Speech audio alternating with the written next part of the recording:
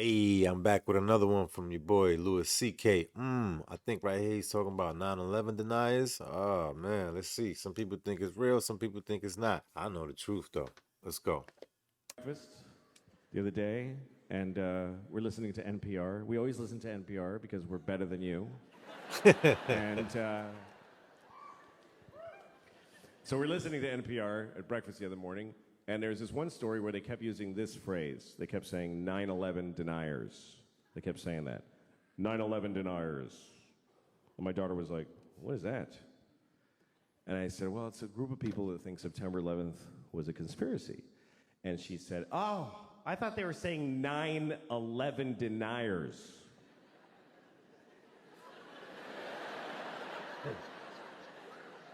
Yeah, she thought they meant 9 people who just ain't buying this 11 bullshit. Just a small fringe group, really. There's only 9 of them. But they still got on NPR, they got on the radio because they're dedicated. They protest every day. They're the 9/11 deniers. They're outside of the White House. It goes 10, 12, 13. Just know it. We are the 9/11 deniers. We know that 11 is a bullshit number propagated on the people by the man. Why do we have 11 when we have 13 and 14 and 15 and 16, 17, motherfucking 18 and 19? But we do not have a 1 team. What happened to 1 team? The government took 1 team and replaced it with some bullshit called 11. We are the 9 that deny that shit. Mr. President, give us back 1 team.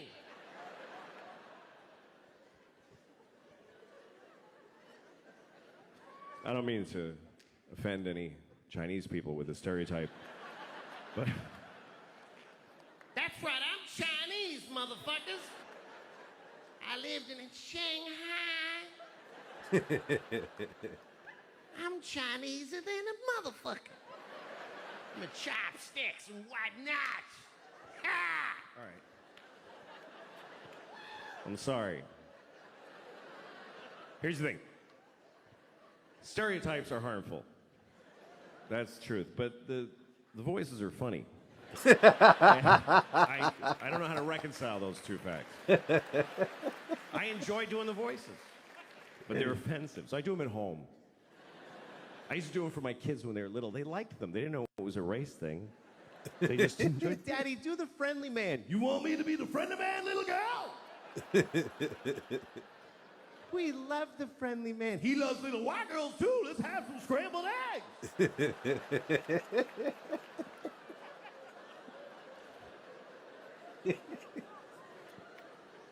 And then I grew up, and I was like, don't talk about the friendly man. Maybe don't talk to your teachers about them.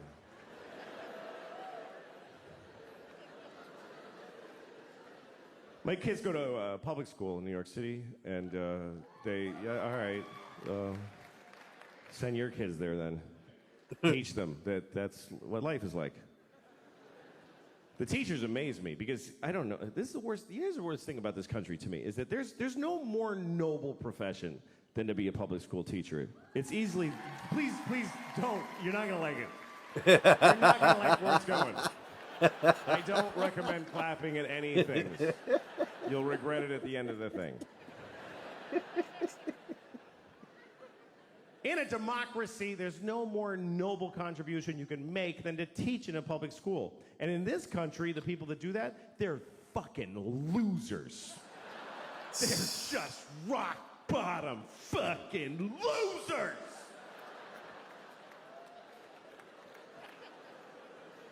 And everybody knows it, but they keep doing it. New people are teaching every day, knowing how shitty it is. They show up, they tell them ahead of time, hi, what is this job? And they say, okay, here's what we need you to do. We need you to make children know math.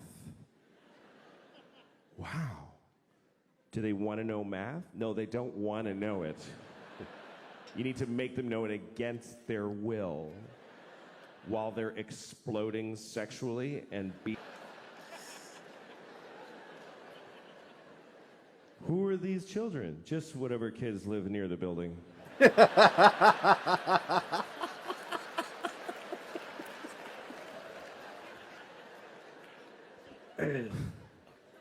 How much do I get paid? About $10 every 4 years. Sheesh. What if I get really good at it? What happens? Nothing. Nothing happens. Nobody notices, and you get fired, and you die alone. Okay, I'll try it for 25 years. My daughter's learning about Greek mythology, and she was asking me questions about it. She was like, Daddy, who's Achilles' mother? I said, I don't fucking know. Don't ask me that shit. I don't know who Achilles' mother is. Don't yell it out if you know it, please. It can't be amputees. Nobody cares what you know. She had a question about Achilles, and it was an interesting question, and I'll tell it to you. But first, the story of Achilles, real quick. Achilles was a baby. He was a Greek baby, and he didn't stay that way. But when he was a Greek baby, his mother, who was a goddess, took him into the river Styx, which is at Hades, the land of the dead, and she dipped him in the water of the river Styx because there was a magical quality to that water that it would make you impervious of any harm. You couldn't be hurt. It was like a shield, right? So she dipped him in that water to protect him. But she held him by the heel. That's the important detail. Held him by the heel, which is an awkward way to hold a baby. Word. By the heel. Try holding a baby by the heel and dipping it in a river. You will never see that baby again. CPS would come in full effect like, hey, that baby's coming with us today. I lost the baby in the water. I was trying to wash him and he fell in the river. Sorry, Mr. Achilles, I lost your baby. You told me to hold him by the heel. He's asleep. Achilles' mother's a Mexican nanny. It's a lesser-known character in the Iliad. Anyway, his mother, she was able to hold on, of course, because she was a goddess. She was the goddess of grip or whatever, I don't know. And she held on, and then he was protected, except on his heel. His heel was not protected. And so that's what we call your Achilles heel, your one vulnerable place. Everybody's got their Achilles heel. Achilles' Achilles heel was his heel. Like literally.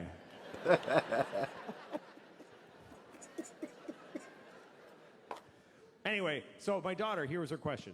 She said, how come his mother didn't just dip him again?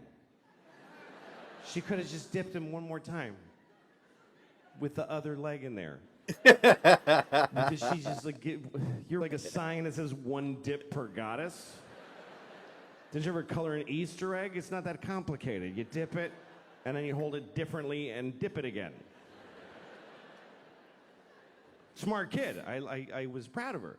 But at the same time, I thought, who the fuck are you to judge this woman?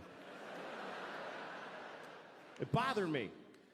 Because here's what the story of Achilles teaches me, is that if you're a parent, it's never enough what you do for these motherfuckers. It's just never enough. It's still gonna be your fault. How much more do you want from a mother? She dipped her kid in magic water and protected 99% of his body. Is any of it up to him?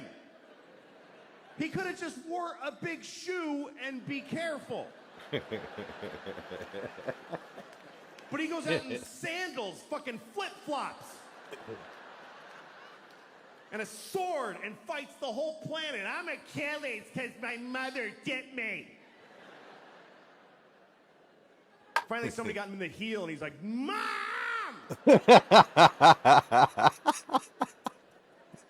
Thanks a lot, Mom!